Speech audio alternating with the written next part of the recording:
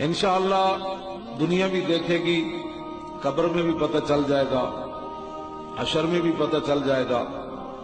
ایک بات بالکل واضح ہے، میں آپ کے سامنے علل اعلان کر رہا ہوں، پیر صاحب قبلہ سارے حضرات موجود ہیں۔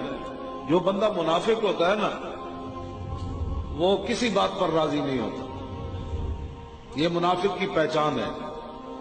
سیدنا صدیق اکبر سارا مال لے آئے غزوہ تبوک کے موقع پر، تو منافق کہنے لگے یہ تو ریاکار ہے، یہ تو لوگوں کو دکھانا چاہتا ہے کہ میں کتنا سخی ہوں۔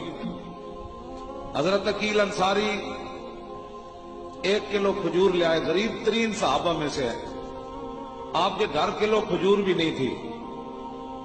ایک یہودی کو کہا کہ میں تیرے باغ کو ساری رات پانی لگاتا ہوں، کیا مزدوری دے گا؟ اس نے کہا 2 سیر کھجوریں دوں گا۔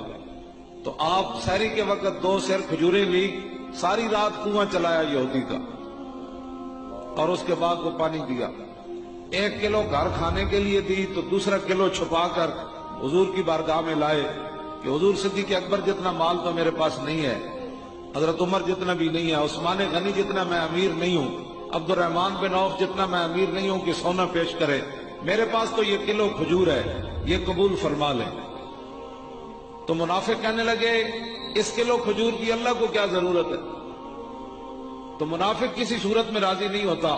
ہم گھر میں بیٹھے رہتے تو لوگوں نے کہنا تھا یہ مولوی حرام خور ہیں، دین کا نام کا کھاتے ہیں، جب اوکھا وقت آیا تو یہ نکلے نہیں ہیں۔ جب ہم فیض آباد چلے گئے تو کہا کہ ان کے تو حلوے کو خطرہ پڑ گیا، یہ حلوے کے لیے فیض آباد چلے گئے۔ جب ہم نے وہاں سے کامیابی حاصل کی تو کہا جی 21 کروڑ روپے لے لیا۔ تو اس واسطے ہماری ڈیوٹی یہ نہیں ہے کہ ہم مخلوق کو راضی کریں، ہم جن کے لیے کام کر رہے ہیں اذ لا فرق بین موتہ و حیاتہ فی مشاہدتی لامتہ و معرفتی باحوال منیات و عزائم و خواطر وذالک عندہ جلی لا خفا بہ۔ جن کا ہم کام کر رہے ہیں وہی ہمیں دکھائے، ٹی ویوں پر نہ دکھائے، نیٹ بند کرے، ٹی وی بند کر دے، ہماری خبریں بند کر دے۔ اذ لا فرق بین موتی و حیاتی فی مشاہدتی